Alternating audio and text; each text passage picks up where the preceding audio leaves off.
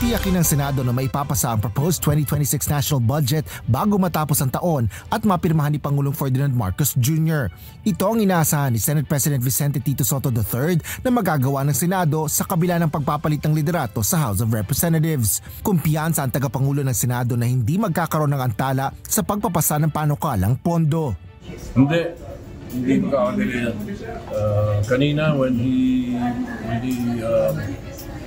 talked to me, he just mentioned the hearing ng TRICOM nila, baka isang hearing na lang daw, they will terminate, submit to the, yun lang ang nabanggit niya. Pero budget, I don't think there will be delaying. Kinumpirma rin ni Senate Committee on Finance Chairperson Sherwin Gatchalian na tuloy-tuloy ang pagdinig sa Senado para sa panukalang budget. Nakatakda na rin ang schedule ng pagsalang ng mga ahensya ng gobyerno sa budget deliberations sa Senado.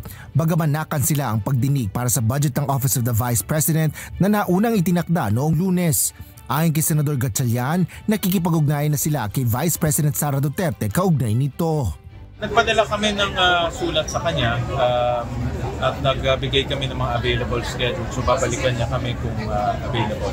Wala pang schedule. At nagbigay kami ng mga options. Kasi mayroon ng mga nakaschedule na departments. Ang dami na nakaschedule. Asher Cadapan Jr., UNTV News and Rescue. Diyos ang aming sandigan, serbisyo publiko ang aming pinahalagahan.